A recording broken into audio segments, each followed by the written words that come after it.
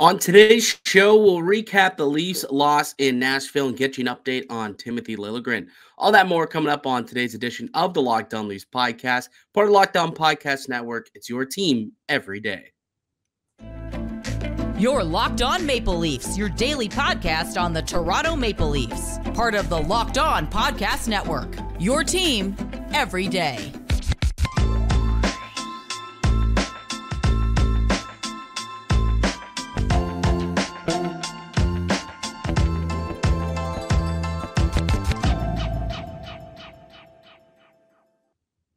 Hello and welcome into the Locked On Leafs podcast, a daily Maple Leaf-centric show hosted by myself, Mike DiStefano, and my co-host, Dave Morassutti. Today's episode is brought to you by Game Time. Download the Game Time app, create an account, and use the code LOCKEDONNHL for $20 off your first purchase. What's going on, Dave? How was your weekend?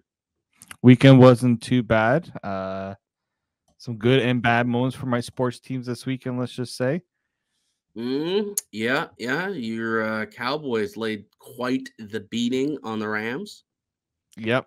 So I figured I had to have one team, at least one team win. One team has to win. I was playing the Cowboys defense in one of my leagues, so I was not that thrilled about what went down that day because they were doing some pretty good stuff.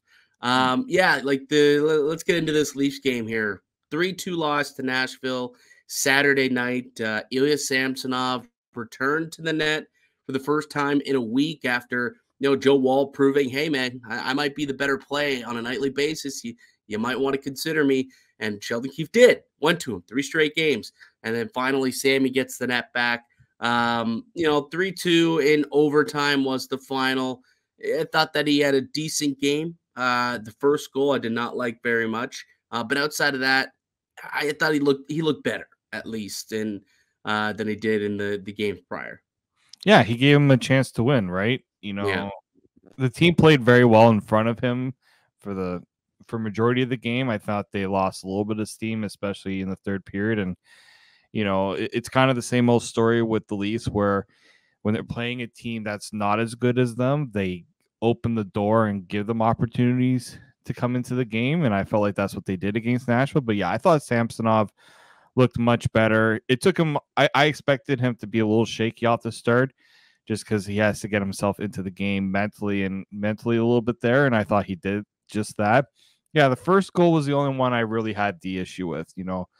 He kind of left that part of the net exposed underneath the pad there.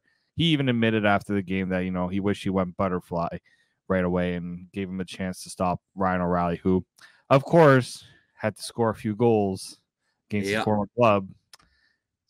We could have called that one easily. Oh, the Ryan O'Reilly revenge game was totally coming. Like that had to happen for sure. And it did end up with a pair of goals, both regulation goals. And then Roman Josi ended up scoring in overtime. But I thought Samsonov was pretty good. Just kind of looking at the the numbers and he didn't face a whole lot in that game. Like at 5-on-5, the Leafs pretty much controlled the play most of the time. How many shots on net was there in just 24 shots on goal that he had to go against 35 for the Leafs that they had, but just 9 high danger chances throughout the game as well. So Leafs kept it pretty clean in front of Samsonov, which was nice to see. And 2.3 expected goals against, and he allows 3. So he's pretty much on par for how he was supposed to be. But when you got a goaltender like UC Saros on the other side, you got to be a little bit better because that guy's going to make that one extra save. He's going to make that save, that he didn't get on Ryan O'Reilly. But Say Levy, a good outing nonetheless, and definitely something to build off of if you're the Maple Leafs and if you are Ilya Samsonov. With that being said, a couple things that did happen elsewhere for the Maple Leafs. Nylander extending his streak to 8 straight games to start the season with a point. He now ties the franchise record. How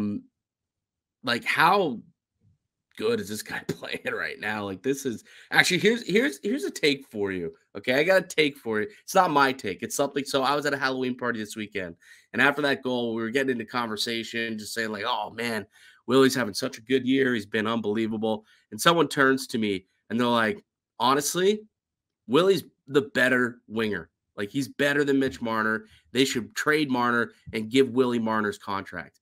I thought that was a wild take, Dave. That's cool. That's quite a take there. Like, obviously, if you're putting the two salaries together, like, that's a pretty big discrepancy in the difference there, and I could see why they think that. But it won't be for long. That's number one, right? You know, William Nylander is not going to be on that contract next season, and two, look, he has probably been the more right now. He's looked like the more dynamic offensive winger. Like if you're telling me if I had to choose one player, if I'm in the end of the game to be out there between Nylander and Marner, I'm choosing Nylander all day right now. But I'm seeing, I'm looking to see is Nylander taking those steps in his game defensively. He does the thing, certain things very right where like he's able to strip guys off the puck and things like that. We saw that against the Predators. But it's the effort when he is stuck in his own end. Is he doing the things to help this team defensively? I don't think he's there yet. I think that's still the part of the game that is a bit of a shortcoming that, you want to be paid like a star player. You need to shore up those areas, right? But I do think he is proven, this season, he's proven to be a more dynamic offensive player. But at the same time, we know Mitch Marner always has these ruts in October. And then come November, I know we're starting November now. This narrative could change potentially if Marner starts to get going offensively. Clearly, it hasn't yet. And that's a little concerning because you do need Mitch Marner to get going a little bit here. You saw the frustration when he scored in Dallas. Like, it was almost like you could see it on his face how much he needed that goal. But yeah, I'm not ready to say for sure that Nylander's better offensively. Yes, better all around winger. It's a little tough to make that right now. I mean, I think that the guy overall will always be tough to make. Like we're talking about a Selke candidate in Mitch Marner. So yeah, I think that's very it's a take that I didn't have much patience for. We chatted about it for a couple of minutes, and I'm like, first of all, Marner's like 100-point Selke candidate. Like, yes, Nylander may go off for like 95 to 100 points. Maybe he does get 40 goals again this year. But Marner will get you 25 to 30, and he kills penalties, and he's just a pest defensively. So, unfortunately, there's, other aspects to the game that aren't offensive related. And to me, that's where Marner will clearly get the nudge, and why Marner, gets paid what he gets paid, because he, is a 200-foot player. That being said, let's take a quick break. We'll come back.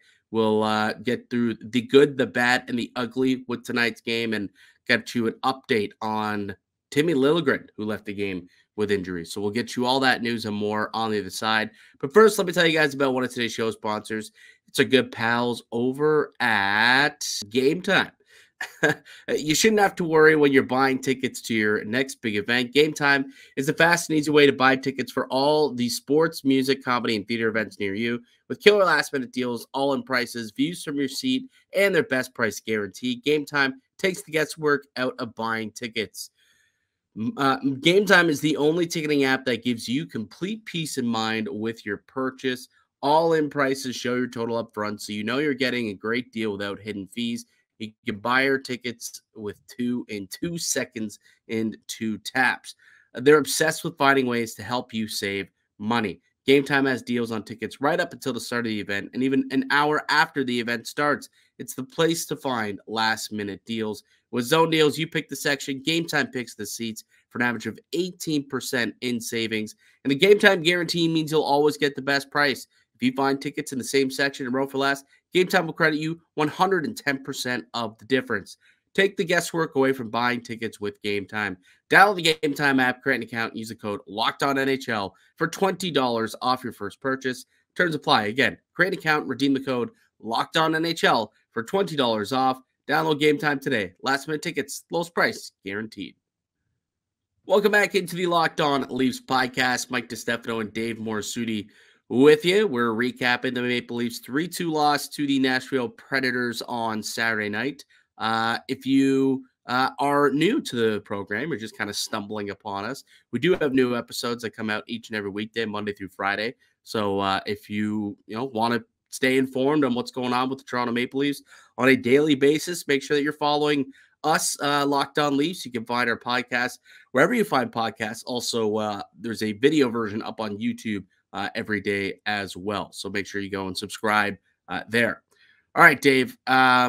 3-2 loss to the Nashville Predators. Something else that happened, I guess, in that game was Timothy Liljegren left with an injury. Do you have an update? Yeah, he was back at practice as we're recording this on Monday morning. He was skating in a regular jersey, so that's good news. Once again, the Leafs had to go down to 5 defensemen, and we saw it take a bit of a toll on that blue line with a second game where you're trying to have to manage with 5 defensemen. So it's good to see that he is back, because the Leafs don't exactly have a lot of capabilities to bring guys up to replace Liljegren unless they plan to play shorthanded.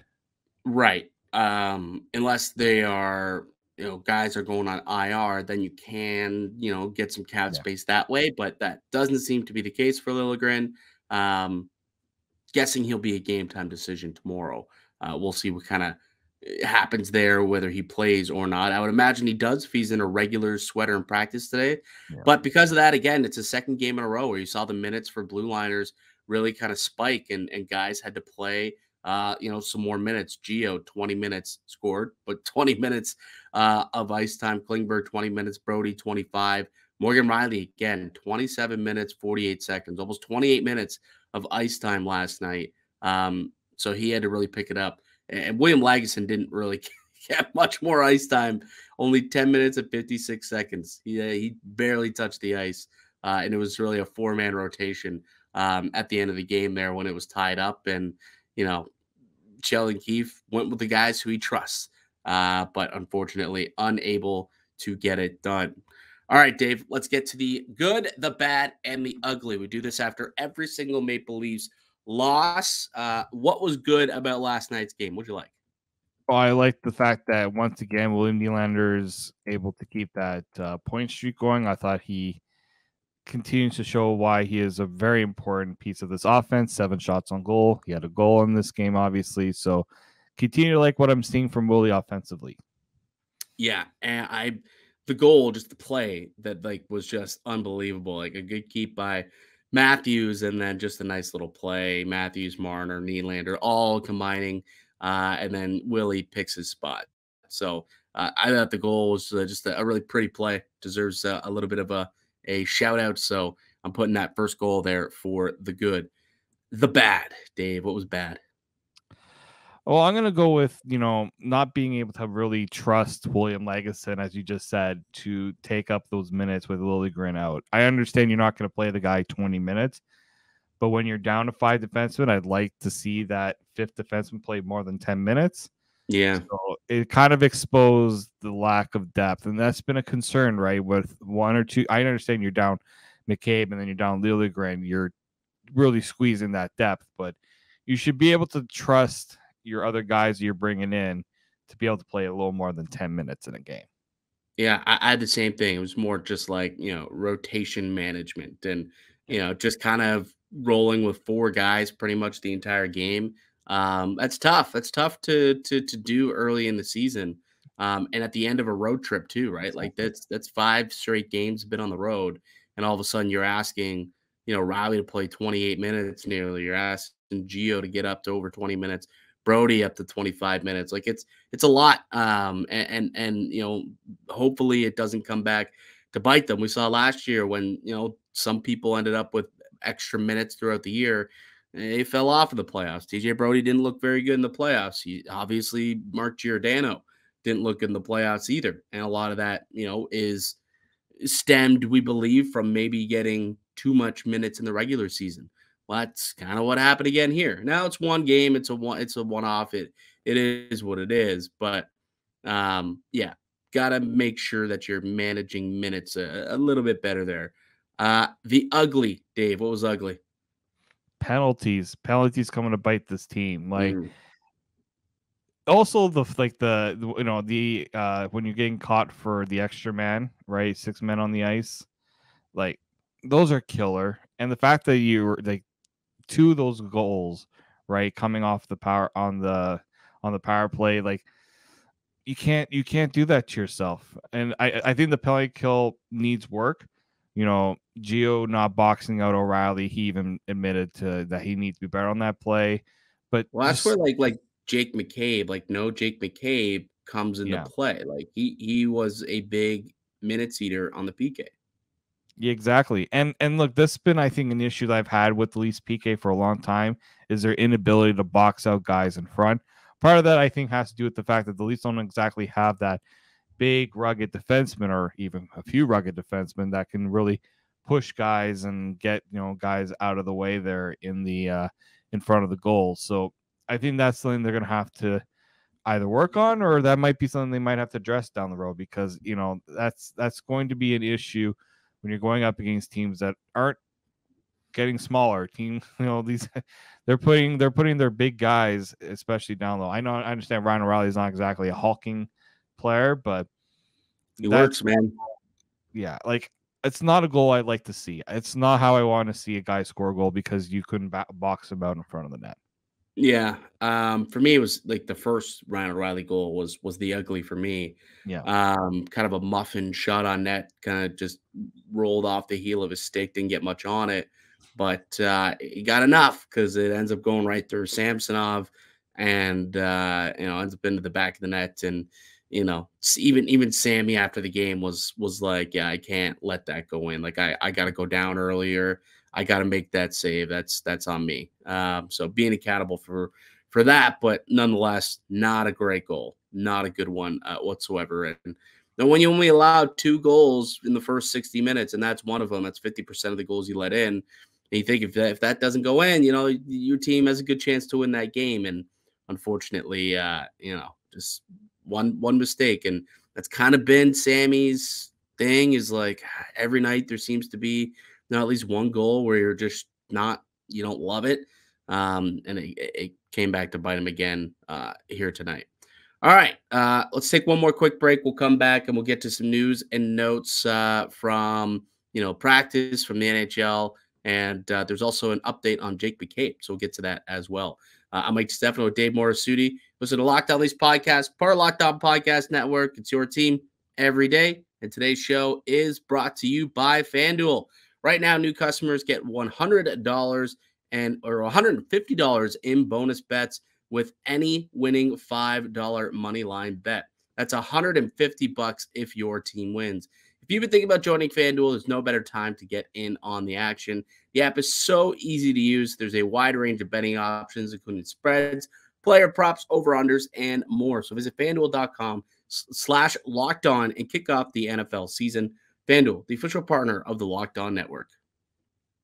Welcome back into the Locked On Leafs podcast. Mike DiStefano and Dave Morassutti with you, reacting to a 3-2 overtime loss against the Nashville Predators the other night. So that was, not a great performance. They didn't play bad, I would say, just unable to beat a pretty good goaltender. I think it was a fairly even game. That being said, they were playing without one of their better defensive defensemen, if that's what we want to call him, although he seems to think that he's Bobby Orr all of a sudden this year. But I'll digress on that diatribe. That being said, Jake McCabe, there was a little bit of news on him and the injury that he sustained the other night against Dallas, where he left the game there in the first or second period. He left the game. I'm trying to remember now. Like the first shift. Yeah, it was like it was like really early in the game. Yeah, it was legitimately after the first shift of the hockey game. Yeah. He tweaked something and never returned. And after, it didn't seem as though the Leafs were very positive on the whole thing. He had to get imaging done in order to know exactly what was going on with Jake McCabe, and they did. And Sheldon Keefe gave us a bit of an update yesterday. What was it, Dave? Well, he just said that, the injury to McCabe wasn't as bad as initially feared. Still wasn't sure how long he was going to be out because it is a groin injury. So you have to, plan the fact that groin injuries, while they can get better, they can always kind of work their way back. So I think they did this. Obviously, they did. He wasn't able to go on Saturday, and that was kind of already made known. But how long he's going to be out, not too sure. But that's going to be something to monitor because they don't exactly. It's either you got Lagesson, I think Lajoie, and and Benoit are like kind of the guys that can bring in to replace him. But as we know, none of them are exactly playing to the level of the Jake McCabe. So his absence from the lineup is going to be notable. And I know some people, when McCabe went down, they're like, oh, this could be an addition by subtraction. Yeah, I don't think people were feeling that way after not having McCabe on the ice on Saturday. I think this is where you get a little bit of the wake up call when you don't have a guy like Jake McCabe out there. You don't know what you got until it's gone home. It's one of those little situations, you know what I'm saying? Like, I don't think he is leading anymore, but like, remember last week when all those images were popping up online with the statistical graphic of Mr. Justin Hall being the league leader in plus minus? It's one of those things where it's like everyone always hates on the guy, but then he's gone. It's like, he actually wasn't that bad. He was okay. He did his job. And Jake McCabe often, yes, there were those blunders here and there, and those blunders did come back to bite them. And he's been on the ice for a lot of goals against, but he also does do a lot. Like Jake McCabe could have been there to tie up Ryan O'Reilly's stick. Probably would have done a little bit of a better job to tie up O'Reilly's stick there on that second goal on the power play. That's more so his job. That's what he's good at, right? So eventually he'll come back. Hopefully it's just, a couple of days. I believe there's no designation on it, no timeline on it, but day to day for now, I guess would be it, or else he would have been placed on IR so they could get that cap space and they could try and do some more things. So that's the update there on Jake McCabe. And as we mentioned, Timothy Liljegren, thankfully, because that would have been tough. You lose McCabe and Liljegren in the same road trip. Now your third pair is literally just guys, like just a couple of guys. And hopefully, Lily is good to go for tomorrow's game. All right. Anything else stick out to you over the weekend, Dave? Well, we just got some news drop from the Marlies. A very interesting, curious guy signed to a PTO. Kieffer Bellows has been signed to a PTO by the Marlies. We know that he's a former first-round pick, was with the Flyers, and I think in their AHL team last year. He's really struggled to really get himself a position, right? I think I can't remember who he was with on a PTO this offseason and training camp, but he's a player that's kind of bounced around a little bit. So he is joining the Marlies on a PTO. Right on. All right. Well, good for Kieffer Bellows. Yeah, he's tried to establish himself in the NHL for a while now. I think he was 2016, 2015 first round pick. 2016 first round pick. So Austin Matthews draft. Picked by Minnesota or the Islanders. Can't remember which one he got traded to. Islanders. Okay, so yeah, picked up by the Islanders and then traded to Minnesota, and now he's just kind of putting around. And he's with the Hurricanes in this offseason. The Hurricanes like 1 billion guys on PTOs. So yeah, that's true. And now he's with the Marlies. So good for Kieffer Bellows. Hopefully he can find his game, light it up, and maybe that's a player that potentially could be an option for Toronto down the road if they like the game that they're seeing out of him. We're gonna have to get someone on to do a Marlies update. I know we talked about this in the past, how we want to get like a monthly Marlies update on the first of every month or on the first or second of every month. So we might have to get in touch with one of our Marlies guys. I know people enjoyed the chat we had with Kyle Cushman, so maybe we'll reach out to Kyle and see if he wants to hop on and get some Marlies talk in there. Around the NHL, you see who made it back for the game on Sunday? Yeah, it was as soon as he was taking practice, as soon as they let him on the ice for the outdoor practice, I'm like, yeah, he's coming back. There's no doubting Connor McDavid. If he feels he's good, you're not saying no to him unless it's like you're like not certain at all. He's like, if you have any concern about him re-injuring, there's no way he was playing in that game. But yeah, the Oilers dodged the bullet. It could have been a lot worse, it looks like, for Connor McDavid's injury. So good for them. We saw the impact almost right away of him coming back. Everyone seems to kind of play better when Connor McDavid comes back. Who would have thought? Oh, so when the best player in the world ends up back on your team, everyone else gets a little bit better? Huh. What a weird concept. Yeah, he didn't they didn't put any training wheels on him either. Coming back from that injury. 23 minutes, 26 seconds of ice time. So almost 23 and a half minutes. He was just like, if you're playing, you're playing, and we're going to use you because you're Connor McDavid, and we're going to need you to get the win. And ended up with an assist, couple of shots on goal, and so McDavid back, ready to go. What was the final score there? It's 5-2 last night. What did you think of those jerseys, by the way? I didn't think they were it, man. I didn't mind the color scheme, but I didn't like the design. I thought the Flames one was nicer. Yeah. I actually didn't mind the Flames one, but I did not like the Oilers. Whatever was going on there, I don't know. Wasn't a big fan of those. Yeah, not too much of a fan of those.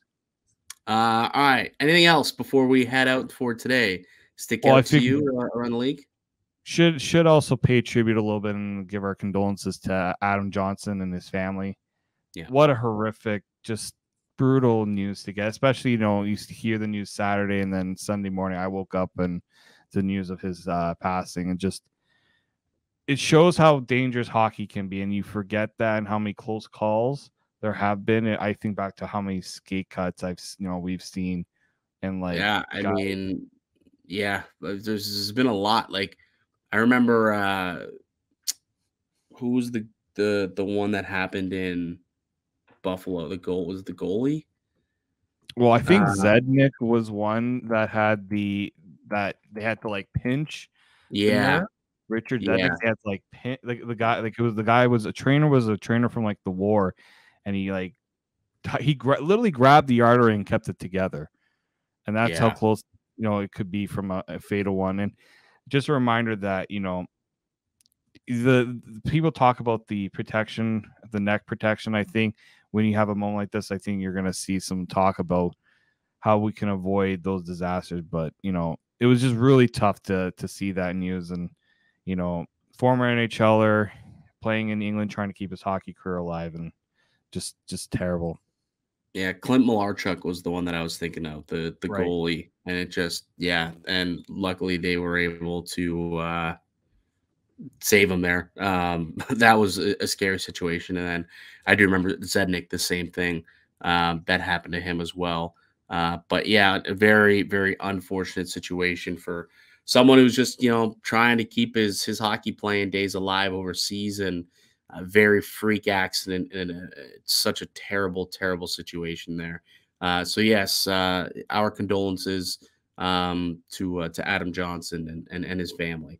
That'll do it for us here today on the podcast, though. So we appreciate everybody for listening. If you've made it this far, really appreciate that. And you can subscribe to the Locked On Leafs podcast on all podcast platforms and receive daily Leafs content. Follow myself on X at Mickey_Canuck. Follow Dave at D_Morassutti. Follow the show as well at Locked On Leafs. Go ahead, leave a like and a comment, all that good stuff on YouTube if you would. That'd be greatly appreciated.